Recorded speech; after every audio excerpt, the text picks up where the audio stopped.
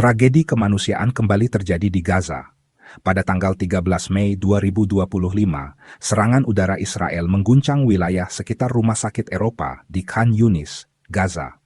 Serangan ini mengakibatkan korban jiwa dan luka-luka yang signifikan. Rumah sakit Eropa, yang seharusnya menjadi tempat perlindungan bagi warga sipil yang membutuhkan pertolongan medis, justru menjadi sasaran serangan. Peristiwa ini menambah panjang daftar duka di tengah konflik Israel-Palestina yang belum juga menemukan titik terang. Serangan ini tidak hanya menghancurkan infrastruktur medis yang sangat dibutuhkan, tetapi juga menimbulkan trauma mendalam bagi para pasien dan staf medis yang berada di lokasi. Banyak dari mereka yang terluka parah dan harus segera dievakuasi ke tempat yang lebih aman. Tim medis bekerja tanpa lelah untuk menyelamatkan nyawa di tengah situasi yang sangat sulit ini. Di tengah kekacauan, para relawan dan petugas medis menunjukkan keberanian luar biasa. Mereka terus berjuang untuk memberikan perawatan medis meskipun fasilitas mereka telah hancur. Banyak korban yang mengalami luka serius akibat ledakan dan reruntuhan bangunan. Setiap detik sangat berharga dalam upaya penyelamatan ini. Warga Gaza yang selamat dari serangan ini berkumpul di sekitar puing-puing, mencoba mencari anggota keluarga dan teman-teman mereka yang hilang. Kesedihan dan keputusasaan terlihat jelas di wajah mereka.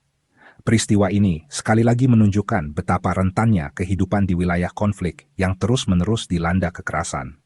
Serangan terhadap rumah sakit Eropa ini memicu kemarahan dan kecaman internasional. Banyak pihak mempertanyakan komitmen terhadap perlindungan warga sipil dan fasilitas medis di zona konflik. Organisasi kemanusiaan internasional mengeluarkan pernyataan resmi yang mengecam serangan ini dan menyerukan penghentian kekerasan. Demonstrasi dan protes terjadi di berbagai belahan dunia, menuntut keadilan bagi para korban dan perlindungan bagi warga sipil di Gaza. Serangan ini menjadi pengingat tragis bahwa konflik yang berkepanjangan ini membutuhkan solusi damai yang segera. Hanya dengan dialog dan kerjasama internasional, harapan untuk perdamaian dan keamanan di wilayah ini dapat terwujud. Serangan udara Israel di sekitar rumah sakit Eropa telah menyebabkan kehancuran yang luar biasa. Ledakan besar terdengar di seluruh area, mengguncang bangunan dan menyebabkan kepulan asap tebal yang membumbung tinggi ke langit. Serangan ini menewaskan 28 orang dan melukai puluhan lainnya. Para korban yang terluka segera dievakuasi oleh petugas medis yang berjuang melawan waktu untuk menyelamatkan nyawa. Tim medis bekerja tanpa henti, memberikan perawatan darurat kepada mereka yang terluka parah. Korban tewas termasuk pasien, staf medis, dan warga sipil yang berada di sekitar rumah sakit. Pemandangan di rumah sakit sangat memilukan, dengan banyaknya korban yang tergeletak di lantai, sementara petugas medis berusaha memberikan pertolongan pertama. Petugas pertahanan sipil Gaza melaporkan bahwa 20 jenazah telah ditemukan dari reruntuhan bangunan. Mereka bekerja keras di bawah kondisi yang sangat berbahaya, mencoba menyelamatkan siapapun yang mungkin masih hidup di bawah puing-puing. Ahmad Radwan, seorang petugas media pertahanan sipil, awalnya melaporkan 7 orang tewas dan 30 lainnya luka-luka.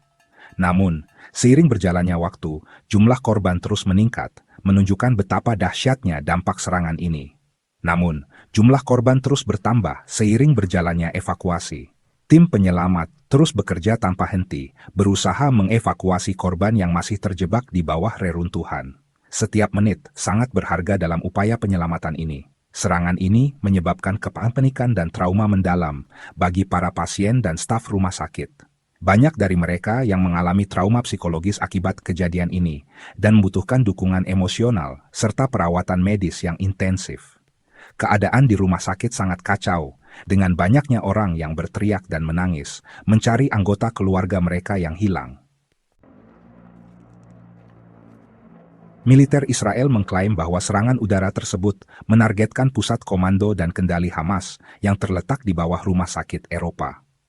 Israel menuduh Hamas menggunakan fasilitas sipil, termasuk rumah sakit, sebagai tameng untuk melancarkan serangan terhadap Israel. Namun, klaim Israel ini menuai keraguan dan kecaman dari berbagai pihak. Banyak pihak menilai bahwa serangan terhadap fasilitas medis merupakan pelanggaran berat terhadap hukum humaniter internasional. Israel juga menuduh Hamas menggunakan rumah sakit Eropa untuk tujuan militer, termasuk menyimpan senjata dan menyembunyikan anggota militan. Israel mengklaim memiliki bukti intelijen yang kuat tentang aktivitas Hamas di rumah sakit tersebut. Namun, Hamas membantah keras tuduhan Israel tersebut.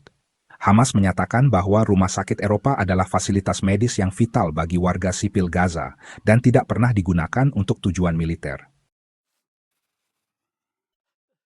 Seorang jurnalis foto lokal, Amro Tabash, yang berada di dekat lokasi kejadian, menggambarkan pemandangan mengerikan pasca serangan. Ia menyaksikan kepanikan pasien dan staf rumah sakit yang berusaha menyelamatkan diri. Suasana mencekam, orang-orang berlarian menyelamatkan diri. Banyak pasien yang panik dan trauma, ujar Tabash.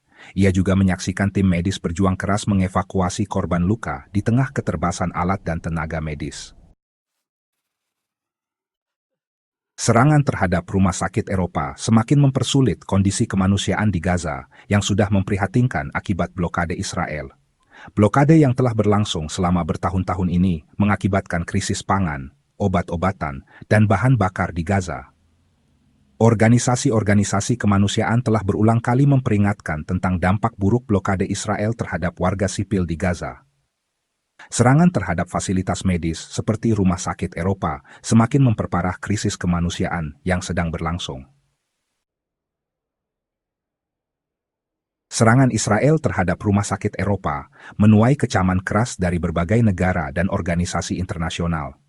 PBB mengutuk serangan tersebut dan menyerukan penyelidikan independen atas dugaan kejahatan perang.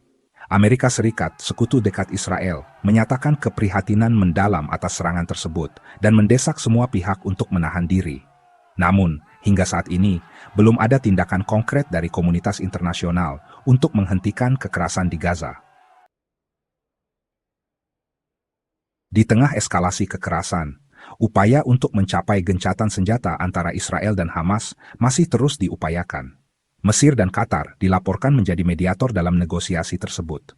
Namun, hingga saat ini, belum ada tanda-tanda konkret akan tercapainya gencatan senjata. Kedua belah pihak masih saling serang dan belum menunjukkan itikat baik untuk menghentikan permusuhan. Serangan terhadap rumah sakit Eropa di Gaza merupakan tragedi kemanusiaan yang memilukan. Rumah sakit, yang seharusnya menjadi tempat perlindungan dan penyembuhan, kini berubah menjadi simbol penderitaan dan kehancuran. Serangan ini tidak hanya merusak infrastruktur medis yang vital, tetapi juga mengancam nyawa banyak orang yang membutuhkan perawatan segera. Yang menambah panjang daftar penderitaan warga sipil di tengah konflik Israel-Palestina. Setiap hari, warga sipil harus menghadapi ketidakpastian dan ketakutan akan serangan berikutnya. Mereka kehilangan rumah, keluarga, dan harapan akan masa depan yang damai. Banyak yang terpaksa mengungsi, meninggalkan segala yang mereka miliki demi mencari keselamatan. Sudah saatnya bagi semua pihak untuk menghentikan kekerasan, melindungi warga sipil, dan memberikan mereka kesempatan untuk hidup dengan aman dan bermartabat. Anak-anak, yang seharusnya menikmati masa kecil mereka, kini hidup dalam ketakutan dan trauma. Keluarga-keluarga terpisah, dan banyak yang kehilangan orang-orang tercinta. Dan mengedepankan dialog untuk mencapai perdamaian yang adil dan berkelanjutan. Dialog dan diplomasi adalah kunci untuk mengakhiri konflik ini. Pertemuan-pertemuan diplomatik harus difokuskan pada mencari solusi yang menghormati hak asasi manusia dan keadilan bagi semua pihak yang terlibat. Dunia internasional harus bersatu untuk mendesak Israel dan Hamas agar menghentikan permusuhan. Dukungan dari komunitas internasional sangat penting untuk menekan kedua belah pihak agar menghentikan kekerasan dan memulai proses perdamaian. Demonstrasi dan pertemuan di PBB menunjukkan bahwa dunia tidak tinggal diam melihat penderitaan ini, dan kembali ke meja perundingan. Pemimpin dunia harus mengambil peran aktif dalam mediasi dan memastikan bahwa suara warga sipil yang menderita didengar. Hanya dengan komitmen bersama, perdamaian yang berkelanjutan dapat dicapai. Penderitaan warga sipil di Gaza harus diakhiri. Setiap hari yang berlalu tanpa tindakan adalah hari tambahan dalam penderitaan mereka. Kita tidak boleh menutup mata terhadap tangisan dan kesedihan mereka. Dan perdamaian harus ditegakkan demi masa depan yang lebih baik bagi semua. Hanya dengan perdamaian, anak-anak Gaza dapat tersenyum kembali dan membangun masa depan yang cerah.